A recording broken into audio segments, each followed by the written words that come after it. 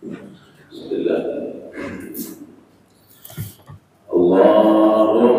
صل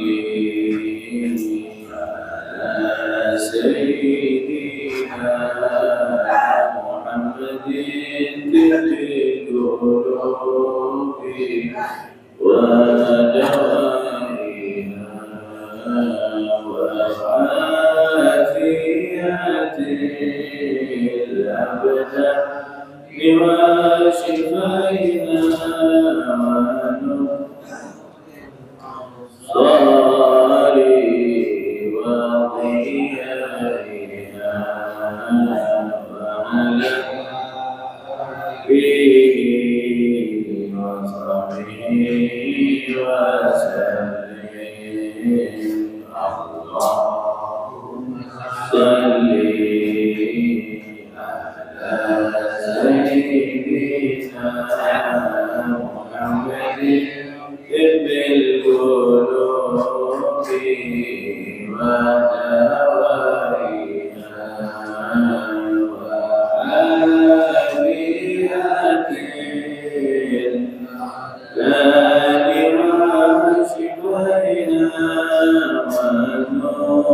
فيه وصحبه وسلم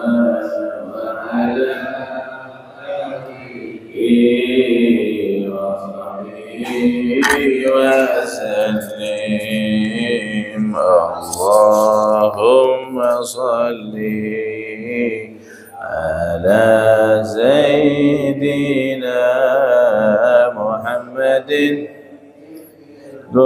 القلوب ودوائها وعافية الأبدان وشفائها ونور الأبصار وضيائها وعلى وسلم اللهم صل على سيدنا محمد قلوب ودوائها وعافية وشفائها ونور وضيائها وعلى آله وصحبه وسلم اللهم صل وسلم وبارك عليه وعلى آله. بسم الله الرحمن الرحيم. نويت التعلم وتعليم تذكر وتذكير والنفاء والانتفاء والإفادة والاستفادة والحث على التمسك بكتاب الله وسنة رسول الله الدعاء إلى الهدى والدلالة على الخير ابتغاء وجه الله مرضاته بقربه وثوابه سبحانه وتعالى. اللهم صل على سيدنا محمد صلاة تخرجني من ظلمات الوهم وتكرمني بنور الفهم وتوضح لي ما أشكل حتى يفهم أنك أنت تعلم ولا أعلم إنك أنت علام الغيوب. السلام عليكم ورحمة الله وبركاته.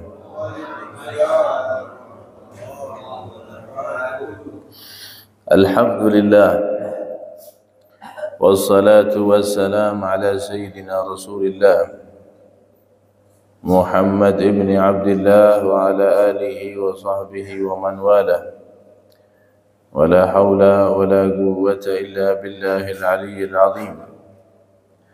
اللهم صل على سيدنا محمد الفاتح لما أغلق والخاتم لما سبق ناصر الحق بالحق والهادي إلى صراطك المستقيم وعلى آله وصحبه حق قدره ومقداره العظيم.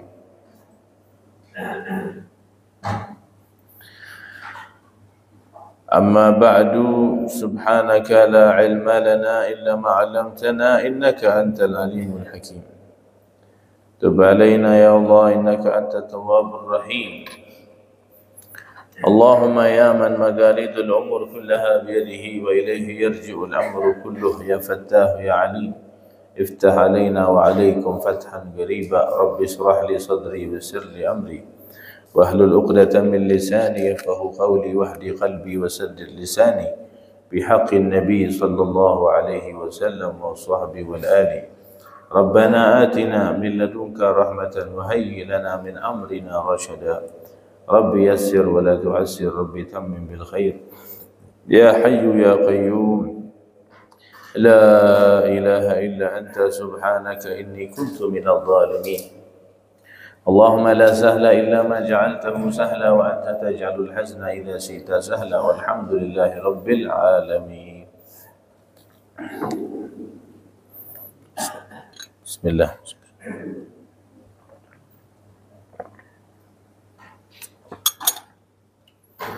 Hadirin wal hadirat jamaah masjid fastabiqul khairat yang dimuliakan Allah Subhanahu wa taala. Alhamdulillah, pada kesempatan subuh hari ini kita masih dipertemukan kembali oleh Allah Subhanahu wa taala fi hadzal masjid wa fi hadzal majlis, di masjid dan di majlis yang mulia ini.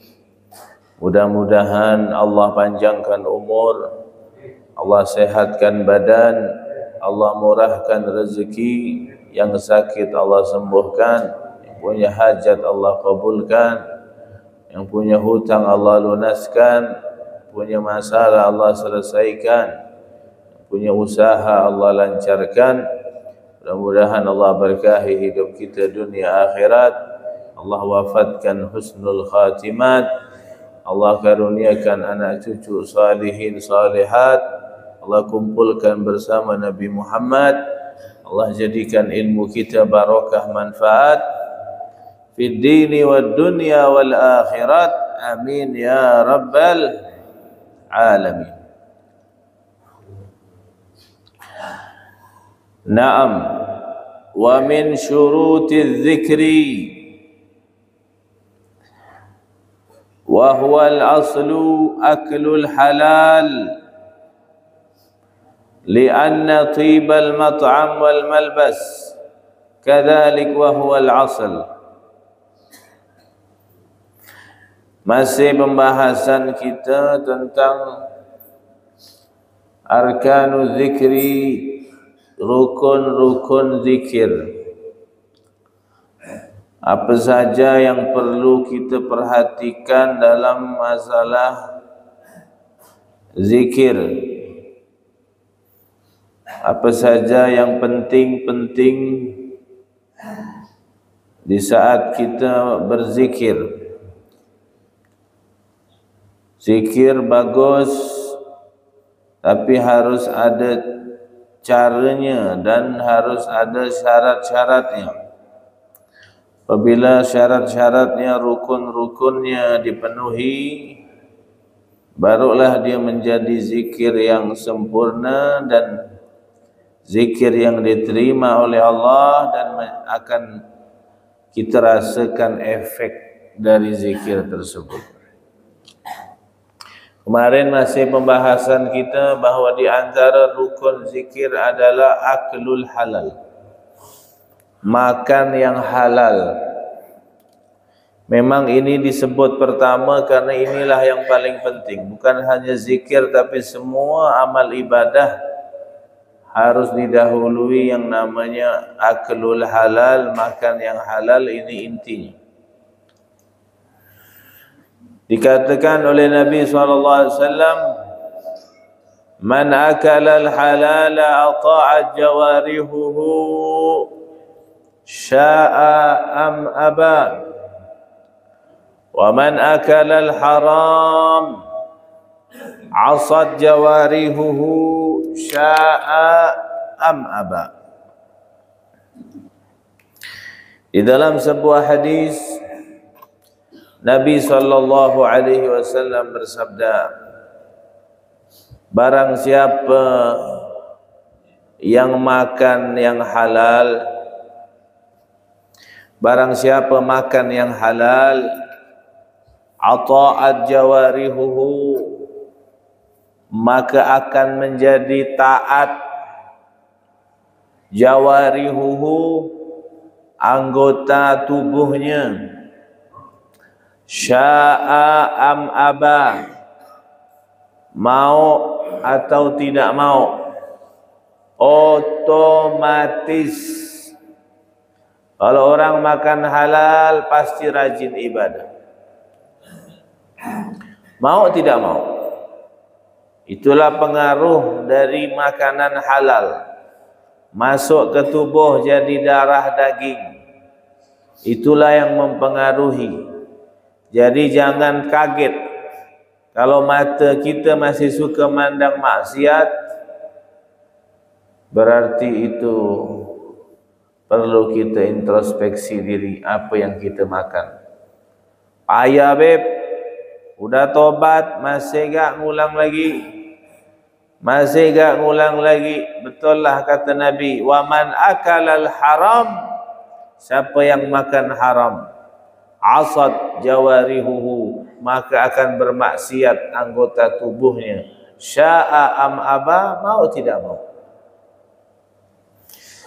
Kalaupun ada orang makan haram tapi dia rajin ibadah, maka pastikanlah ibadahnya bukan karena Allah tapi karena manusia.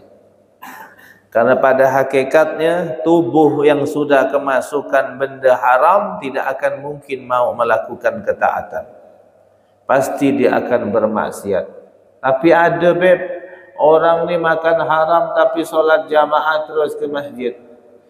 Berarti niatnya ada yang salah, atau ikhlasnya ni masih diragukan, karena dia beribadah hanya karena pengen dilihat manusia, bukan karena Allah Subhanahu wa taala. Pada hakikatnya anggota tubuhnya tidak mau melakukan ketaatan, ataupun dia melakukan itu terpaksa, dipaksa-paksakan, bukan dasar hati dan kemauan diri dia untuk melakukan ibadah. Itulah bahayanya daripada makan yang haram, dan itulah hebatnya kalau orang makan yang halal, maka anggota tubuhnya akan melakukan ibadah, akan rajin beribadah.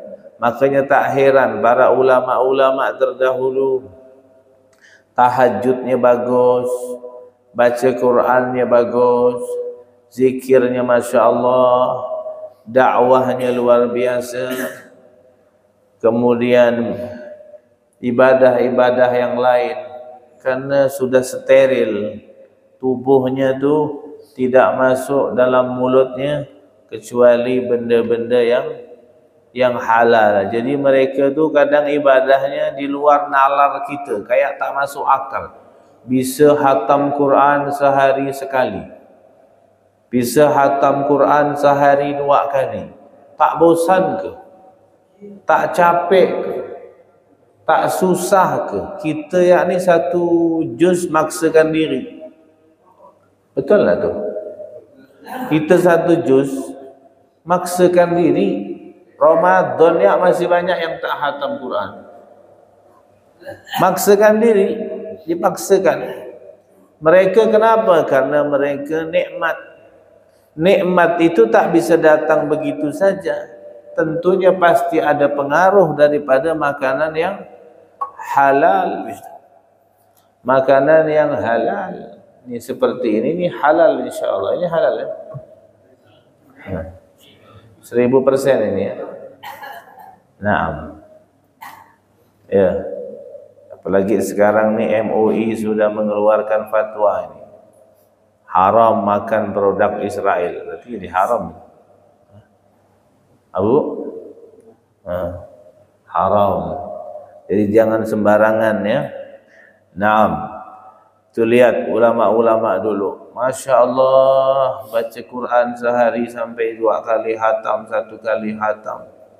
Itu kalau bukan pengaruh yang halal tu tak bisa. Karena mereka fokus, mereka khusyuk, mereka mentadaburi artinya, bersih hati.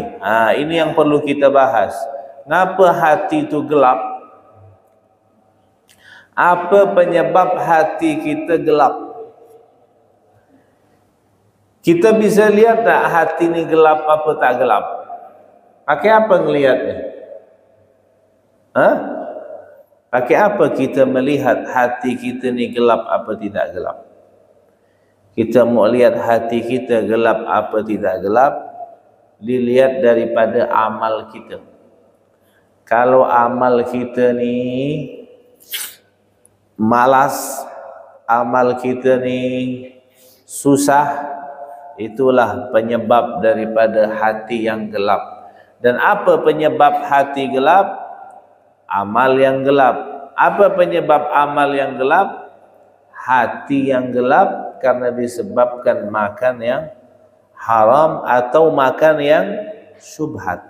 Makanya orang kalau makan halal walaupun ibadahnya biasa-biasa, setan tak berani dekat-dekat dia. Karena tak ada peluang bagi setan untuk menjerumuskan dia karena dia makan halal. Tapi kalau orang makan haram walau ibadahnya banyak, ini menjadi sasarannya setan. Apalagi ente pernah dengar ada orang terkena penyakit was-was. Was-was, solat was-was. Allah, Allah, Allah, Allah. Tak jadi takbir, was-was. Wuduk sampai berulang-ulang. Was-was. Tahu penyakit was-was dari apa? Dari gelapnya hati. Hati yang gelap karena amal yang gelap.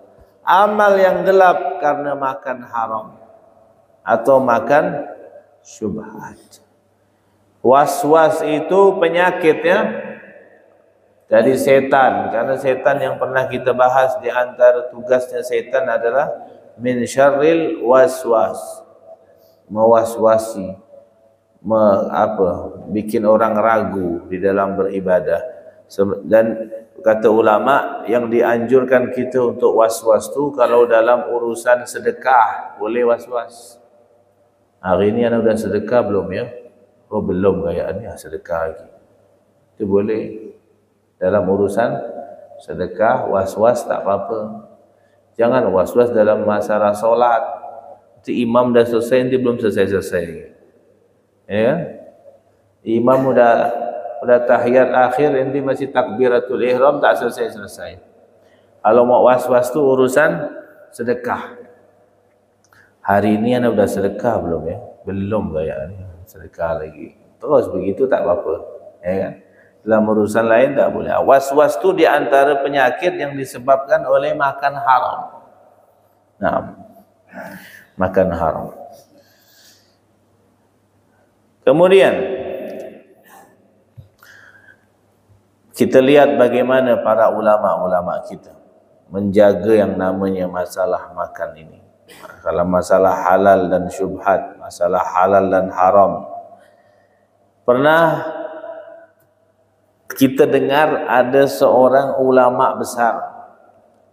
Dia termasuk ahli tafsir. Namanya Al-Imam Al-Syekh Abi Muhammad Al-Juwaini. Ada Al-Imam Al-Juwaini, seorang ulama besar ahli tafsir.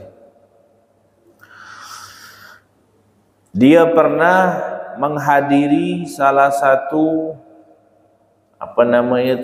kumpulan para ulama untuk mendiskusikan satu permasalahan hukum. Di saat waktu kesempatan diberikan kepada Imam Juwaini untuk berbicara, tiba-tiba dia merasakan lidah dia ni kayak kaku, payah nak ngomong. Ulama besar ni, Imam Al-Juwaini namanya. Hadir di perkumpulan seminar lah, katakan begitu, seminar para ulama membahas tentang satu hukum ilmu.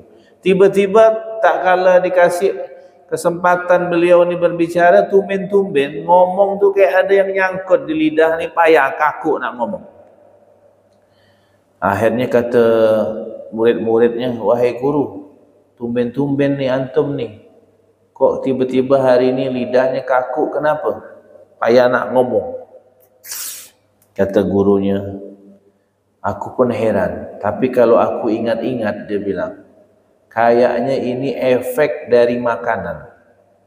Makanan gimana? Iya, dulu, ni ceritanya dulu ni. Dia masih kecil. Ibunya pergi ke pasar. Kemudian ibunya meninggalkan dia ni masih kecil di rumah sendirian. Bapaknya kebetulan abahnya masih kerja. Tiba-tiba pas bapaknya balik, buka pintu rumah, tengok anaknya ni, si Imam Juwaini ni lagi disusukan sama tetangga sebelahnya. Tetangga sebelahnya orang Yahudi. Pas bapaknya nengok model begini, langsung disuruh stopkan, so diusirnya perempuan Yahudi itu. Mungkin perempuan Yahudi ini kesian nengok budak kecil ini, mungkin nangis. Maknya tak ada, disusukanlah sama dia. Nengok abahnya balik, anaknya disusukan, bukan istrinya yang nyusukan. Apa pula ada orang Yahudi di rumah ni? Diusirnya, langsunglah dia ambil jari ni, tangan bapaknya ni dimasukkan ke dalam mulutnya, dikorek-korek. Biar bagaimana caranya? Muntah.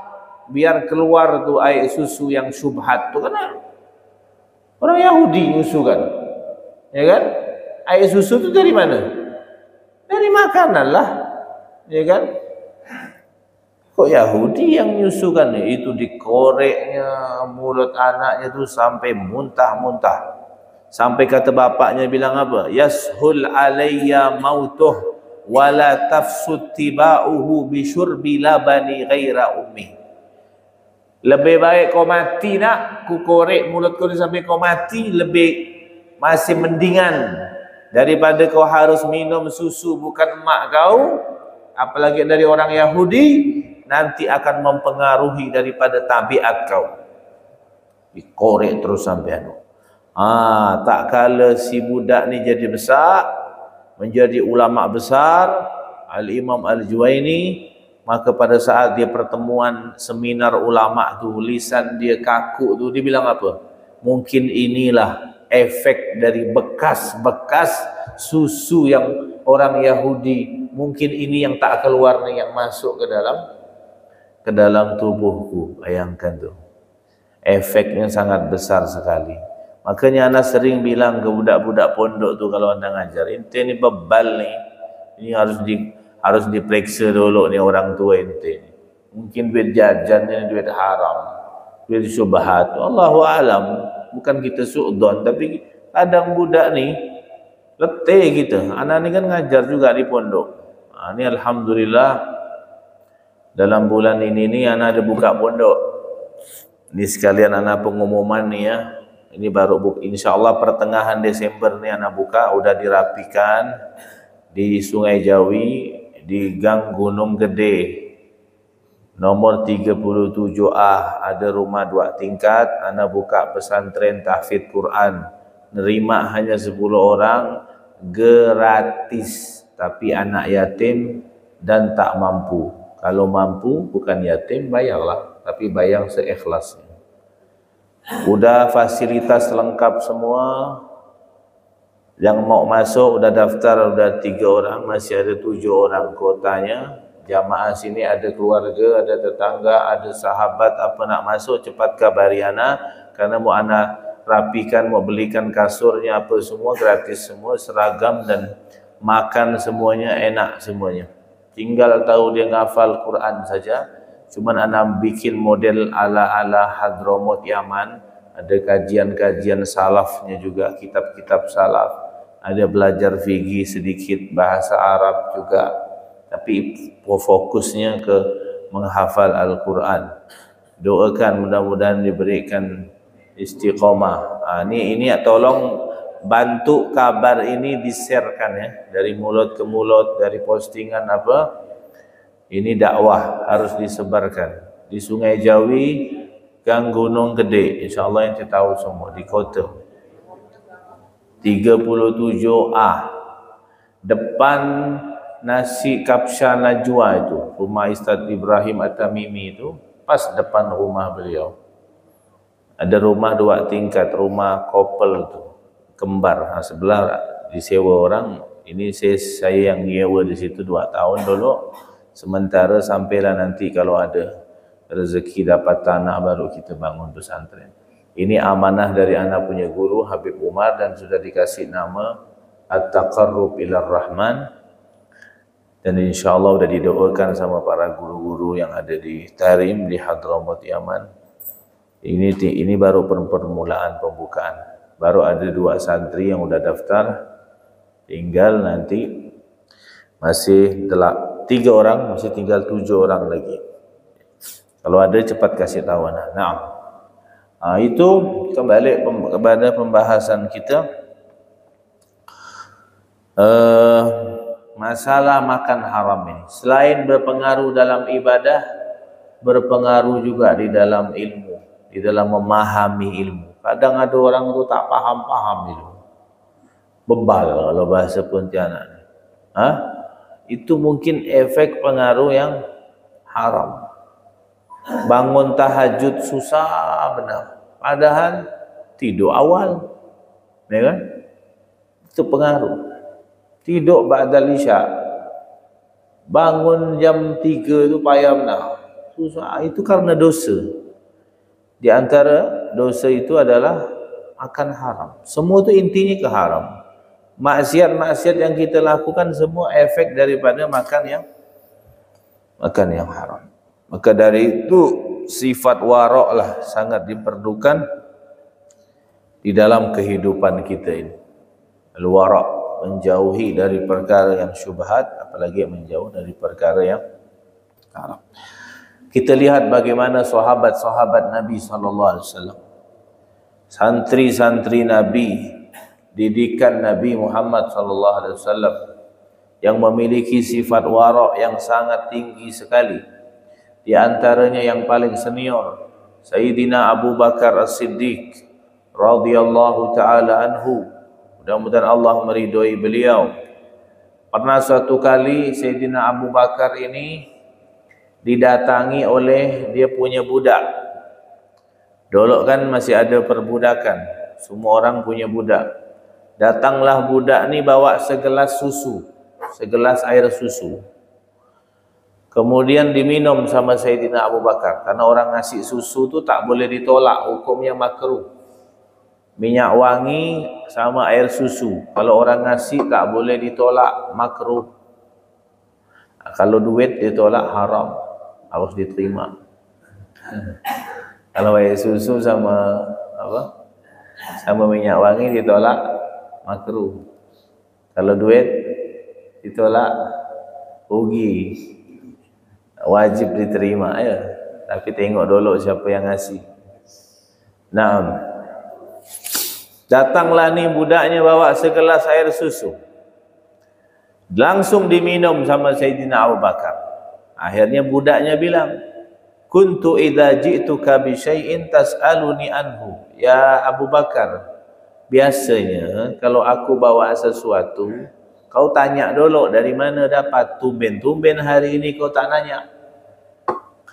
Akhirnya kata Sayyidina Abu Bakar, "Ya, sekarang aku tanya, dari mana ni air susu ni? Apa cerita ni?"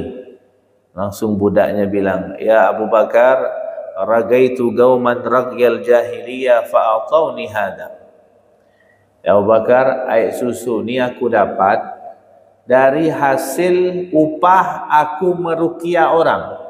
Tapi ruqyahnya bukan ruqyah syar'i, ruqyah adat jahiliyah. Jadi di adat jahiliyah tu ada juga meruqyah orang. Ya, ruqyah bahasanya, tapi dia meruqyah pakai istighatsah dengan nama-nama jin, setan, iblis, bukan pakai Al-Quran. Kalau kita kan ruqyah syariat pakai Al-Quran. Ayat-ayat ruqyah tu ada di dalam Al-Quran. Ada juga doa-doa dari Nabi SAW. Dan ruqyah tu ada dalilnya. Kalau Nabi melihat suatu hari seorang budak istrinya yang bernama Ummu Salamah, ada mukanya kayak ada hitam-hitam begitu, kayak ada kehitam-hitaman. Maka Nabi bilang, "Istarqulaha fa inna biha nadhra." Ruqyahlah kata Nabi, karena aku takut di dalam dirinya itu ada nadhroh. Nadhroh tu penyakit ain. Penyakit ain tu penyakit ain. Ain tu pandangan orang yang kagum sama kita, tapi dibarengi dalam hatinya ada sifat hasud, dengki. Makanya ulama menganjurkan jangan suka menunjuk-nunjukkan nikmat, sikit-sikit posting. Tak boleh nunjuk-nunjukkan nikmat kepada orang lain, suka pamer. Itu nanti kena penyakit ain. Penyakit ain ni bahaya. Jangan main. Bahkan kata Nabi, banyak orang yang mati kena penyakit. Kalau sakit dah pasti. Ada juga yang mati disebabkan karena penyakit ain. Karena penyakit tu ada 3 macam. Ada al-amradul udwiyah, penyakit fisik. Penyakit fisik baik yang di dalam ataupun di luar. Penyakit jantung, penyakit asam aurat, kencing manis, kencing pahit, gatal-gatal, koreng-koreng, itu penyakit jasad.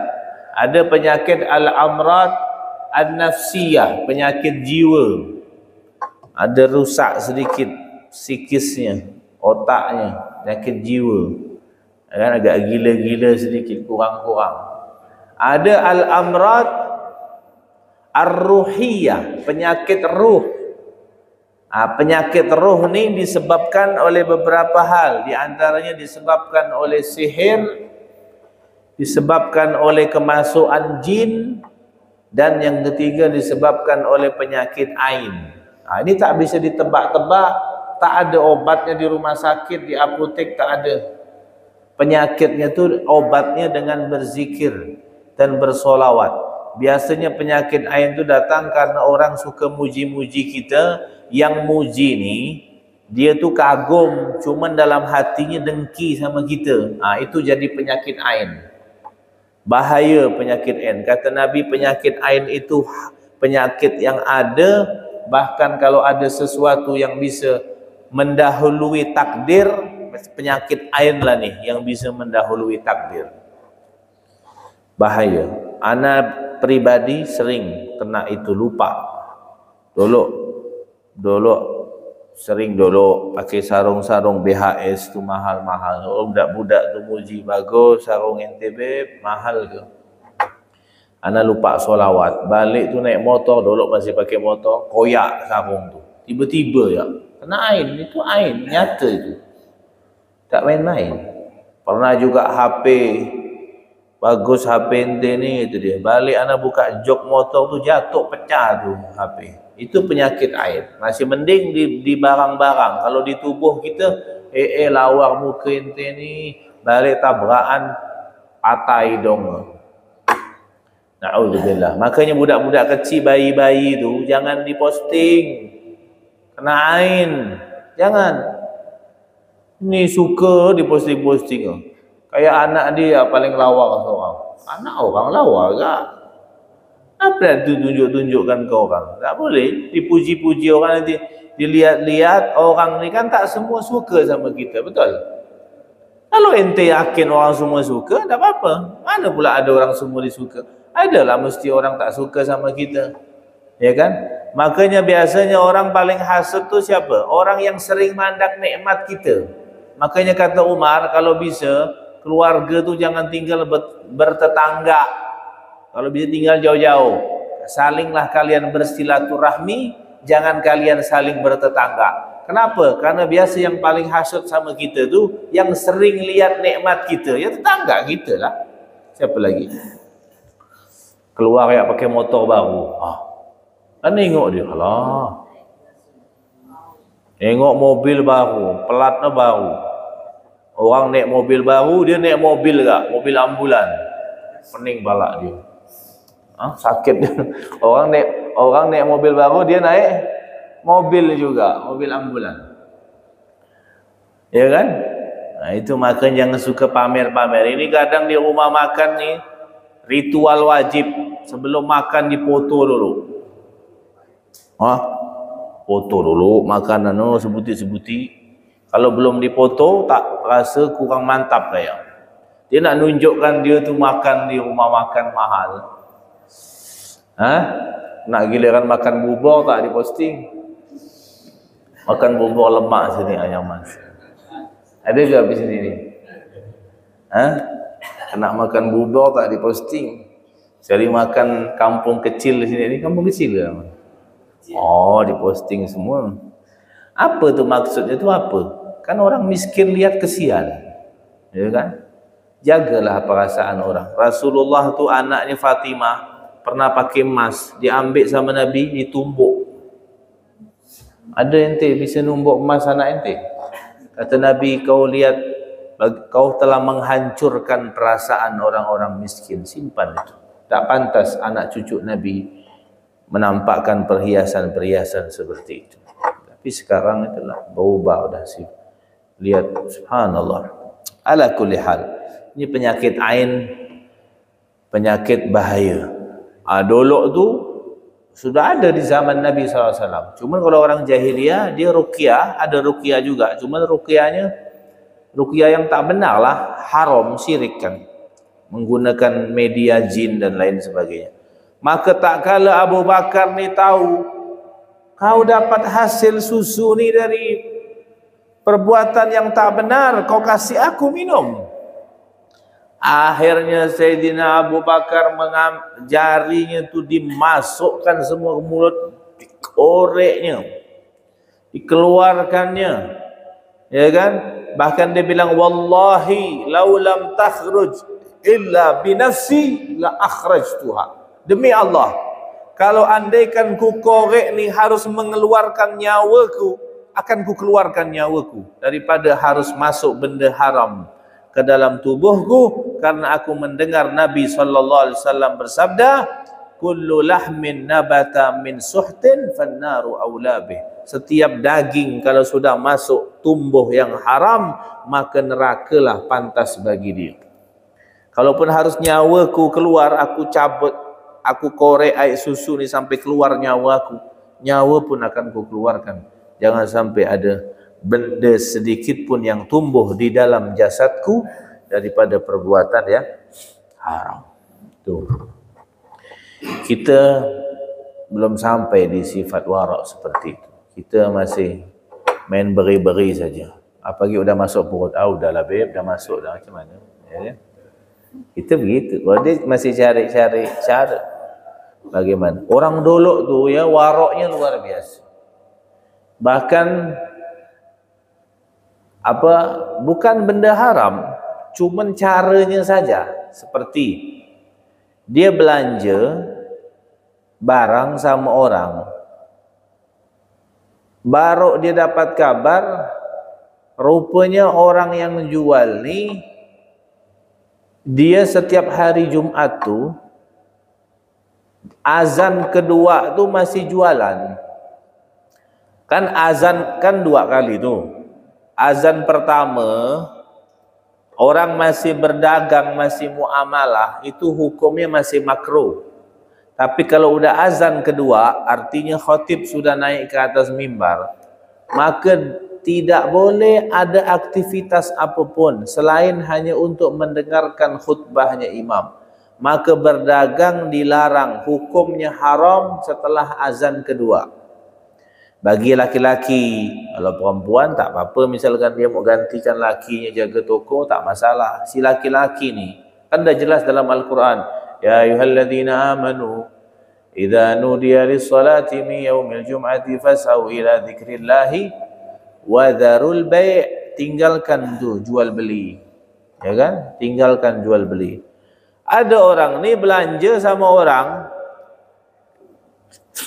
pas dia balik ke rumah, dia dapat kabar bahawa si orang yang dia jual tadi ini azan kedua masih jualan. Maka dia dengar model begitu, dia pergi balik ke tempat orang yang jual tadi, dibalikkan barangnya. Dia bilang, aku tak pantas beli barang sama orang yang tidak menjalankan hukum-hukum Allah Subhanahu Wa Taala. Karena cara kau haram, aku tak mau beli sama kau. Dibalikkan barangnya. Saking waroknya seperti itu. Padahal dia beli pakai duit dia halal. Tak ada urusan kan, yang salah si penjual.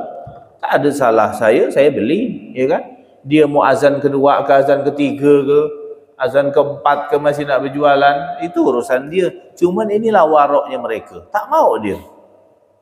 Bahkan dia tak mau bermuamalah sama orang yang tidak memperhatikan hukum-hukum Allah Subhanahu Wa Ta'ala. Luar biasa. Itu sifat waraknya dia. Di antara juga sifat waraknya para ulama-ulama. Di antaranya ada Al-Imam Abu Ishaq Ash-Shirazi. Ini ahli tafsir juga nih. Ash-Shirazi, Al-Imam Ash-Shirazi. Dia pernah suatu hari pergi ke masjid, kemudian sampai di masjid, dia buka di kantong bajunya, lihat duitnya hilang. Oh, ini jatuh nih kayak duit nih ya, kececeran nih. Pergi dia balik lagi, sampai di jalan tuh ketemu duit. Ah, ini duit aku nih. Tapi dia mikir, aku sudah meninggalkannya dalam beberapa menit. Mungkin ini punya orang juga ya. Padahal dia tahu duit dia itu. Dia tahu. Cuman dia mikir dia sudah meninggalkan dari jatuhnya duit tuh. Dia ke masjid tuh udah beberapa waktu berjalan. Maka dia bilang, faraja' fawaja fataraka walam yamassah. Kemudian dia mau nyentuh nih, mau ngambil, dia mikir, la rubbama waga'a min ghairi wala yakunu dinari. Ini mungkin duitnya orang dan bukan duitnya aku. Tak disentuhnya duit, pergi dia. Padahal dia dengan yakin 100% duit dia. Tak ada orang yang lewat situ kecuali dia. Cuma dari segi waroknya dia. Bayangkan tuh, baru beberapa menit. Kita jangankan duit kita, duit orang kayak kita, aku duit kita. Duit aku nih, ya kan? Duit dia jelas-jelas 100% duit dia. Bentuknya dia tahu ini. Cuma dia bilang, aku sudah meninggalkan beberapa menit. Mungkin orang yang jahat, padahal tak ada orang lewat. Itulah sifat waroknya mereka. Maka tak heran kita lihat bagaimana ibadahnya. Udah steril, tak ada haram, tak ada syubhat. Luar biasa. Orang-orang dulu seperti itu. Kalau ada jenazah tuh, apa, orang-orang yang nazak di saat sakaratul maut. Kalau sakaratul mautnya itu di saat waktu malam, ya kan? Maka di antara orang rumah tu bilang, atfi'us siraj fa innahu minal an sara fi milkil waratha. Setelah yang apa namanya, yang sakaratul maut tu dah jelas dia mati, meninggal, maka orang rumah tu bilang, sekarang matikan lampu. Kenapa matikan lampu? Iya, karena sekarang lampu udah termasuk daripada warisan. Tak boleh sembarang kita gunakan. Harus kita bagikan dulu, karena nanti yang bayar listrik apa semua ni udah terhitung sebagai warisan. Maka tidak boleh kita gunakan sebelum kita laksanakan dulu apa wasiat-wasiat dia, apa yang dia anjurkan, dan kita bagikan rata semua ahli waris. Baru sampai menghidupkan lampu pun tak mau. Tuh, sampai menghidupkan lampu tak mau. Karena di saat yang sakaratul maut sudah meninggal, di saat dia meninggal, maka semua yang ada ni sudah masuk ke dalam hak warisan ahli waris.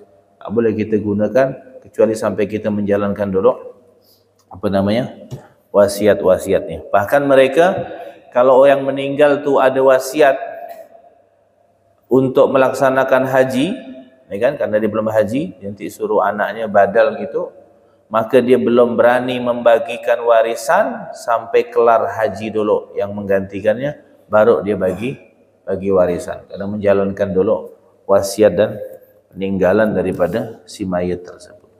Itulah waroknya mereka. Khalifah Umar bin Abdul Aziz, seorang khalifah yang adil, seorang khalifah yang luar biasa. Tak ada lagi dah pemimpin model Khalifah Umar bin Abdul Aziz ni.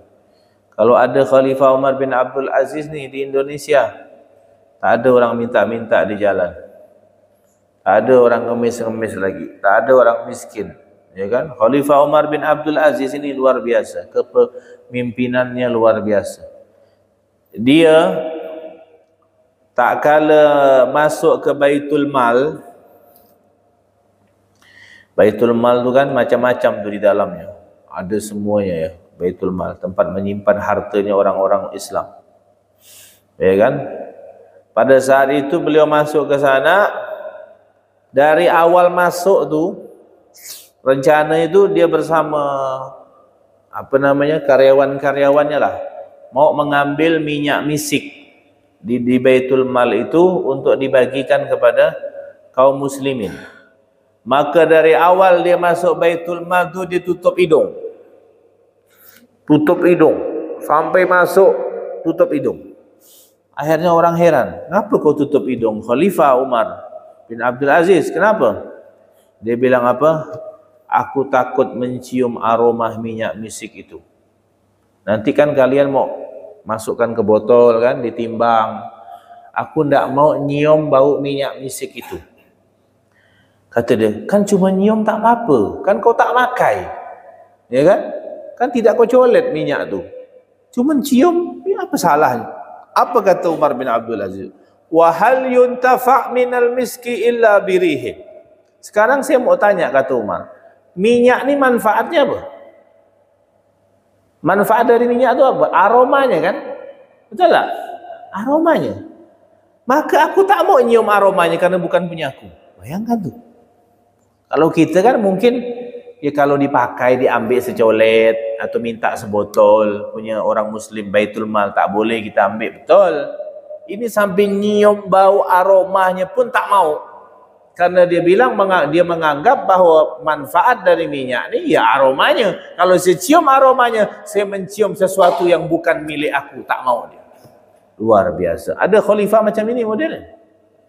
Ada pemimpin yang model begini? Allahu Akbar. Sekarang korupsi semua. Oh, korupsi. Wahakadha. Inilah sifat-sifat warok mereka yang mungkin bisa menjadi figur kita dan bisa kita ikuti mereka pelan-pelan, ya kan? Kita ikuti bagaimana cara mereka di dalam menjaga daripada yang haram, yang syubhat, apalagi yang haram. Di Tarim tu, ulama-ulama di Tarim di Hadramaut Yaman, itu orang-orang yang terkenal memiliki sifat warok yang sangat luar biasa. Ada salah satu di antara mereka namanya Al-Habib Umar bin Hasan Al-Haddad, cucu daripada Sahib Ratibul Haddad, seorang ulama besar pada saat itu. Dia pernah suatu kali pergi ke pasar beli minyak samin namanya. Minyak samin tu digunakan biasa untuk masak nasi, kebuli apa tu. Beli minyak samin di pasar. Sampai di jalan mungkin kewalahan bawa ni. Berat. Akhirnya ada salah satu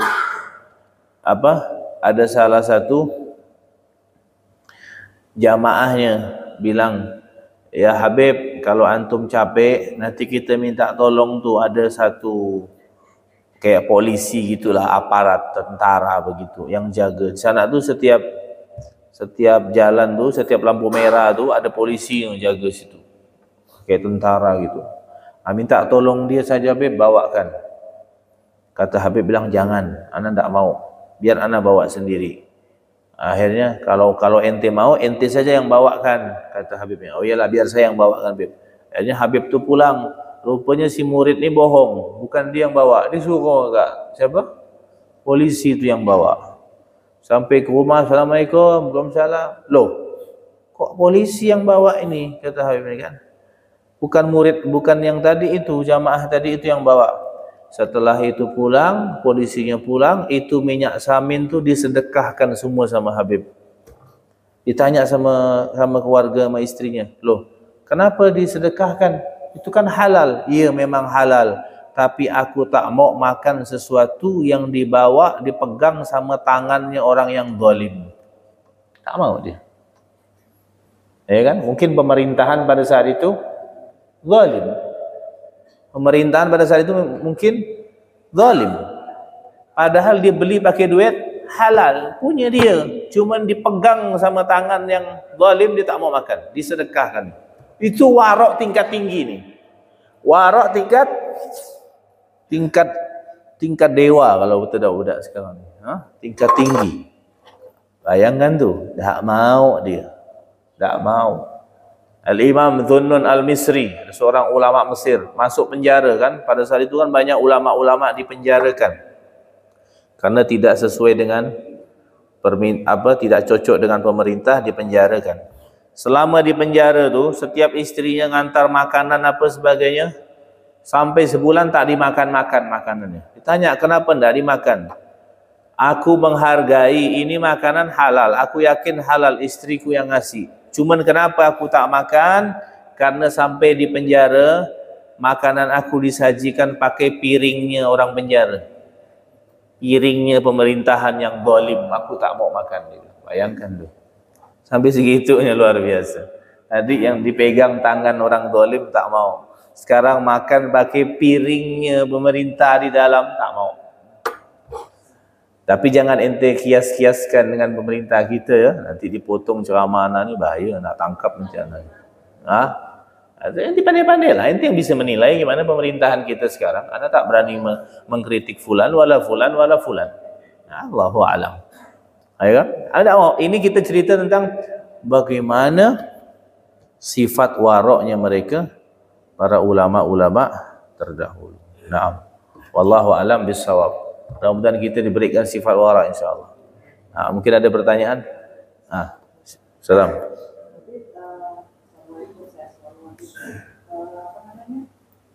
Kalau masalah penyakit air tadi, ya. Jadi kita harus mencari apa?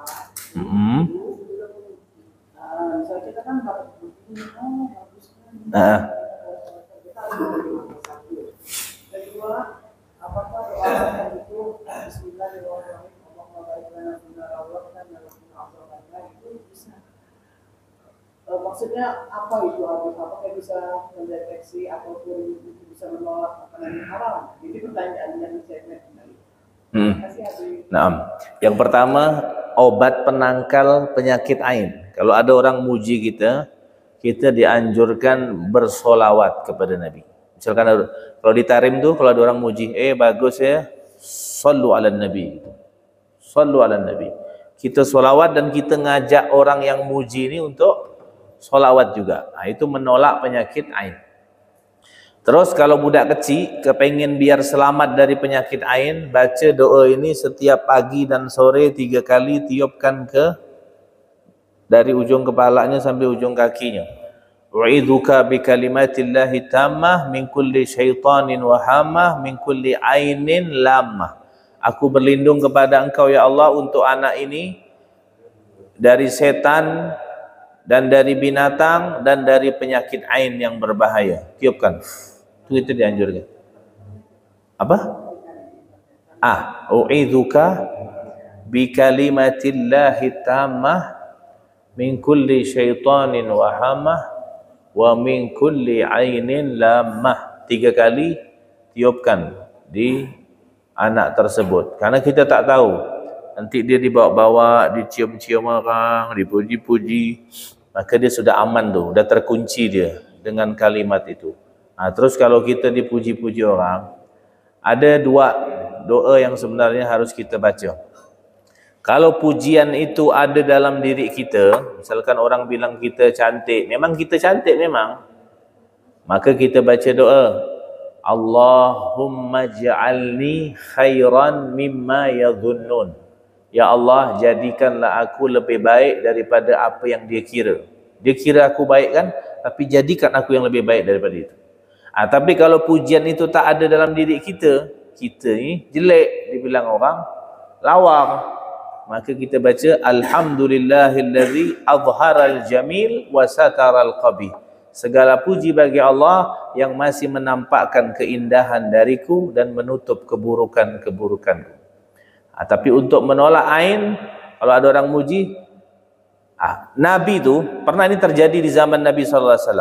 Ada seorang sahabat memuji kawannya yang memiliki kulit yang putih luar biasa. Putihnya kau ni, besok langsung demam tinggi mati. Kabar ini disampaikan ke Nabi Muhammad SAW. Sampai Nabi bilang begini, apakah ada seseorang mau membunuh saudaranya sendiri? Kata Nabi. Maksudnya muji itu bunuh. Muji itu bunuh. Sebenarnya itu dia hasud, dengki sebenarnya. Penyakit hasud ni bahaya. Sampai Allah bilang dalam Quran, wa min syarri hasidin, minta berlindungan dari orang yang hasud. Maka mata dia tu panas, itu bikin penyakit ain tu. Ain tu artinya kan mata. Ainul hasidin, matanya orang yang dengki. Kagum tapi dibarengi dengan dengki. Akhirnya kata Nabi bilang, besok-besok kalau kau mau muji kawan kau, jangan muji, tapi fal yubarik alaih, doakan keberkahan untuk dia. Katakan barakallahu fik atau masya Allah tabarakallah, itu lebih selamat. Jangan dipuji-puji. Masya Allah tabarakallah atau Allah yubarik fik, barakallahu fik. Kalau ada orang muji kita, Allahumma shalli ala Muhammad, Allahumma shalli ala Muhammad, gitu. Itu menolak penyakit ain. Kemudian kedua, doa makan tu apa bisa menjadikan makanan yang haram jadi halal? Tak bisa. Itu hanya doa saja, minta berkah. Allahumma barik, ya Allah berkahi. Allahumma barik, ya Allah berkahi. Ada orang makan haram pakai minta berkah, kan sama tak beri ya? Mana bisa? Enak berubah. Kalau doa untuk makanan ni misalkan berbahaya, misalkan ente diabetes, tak boleh makan yang manis-manis, tapi terlanjur ada tuan rumah ngasih makan yang begitu, lalu ditolak takut nyakitkan hati, maka ente baca Bismillahilladzi la yadurru ma'asmihi syai'un fil ardi. Sama ulama menganjurkan baca surat Li'ila fi Quraisyin 7 kali. Makanan apa yang kita khawatirkan ini bakal menimbulkan penyakit atau bahkan racun sekalipun, baca Li'ila fi Quraisyin tu 7 kali. Maka insya-Allah makanan itu menjadi steril, aman.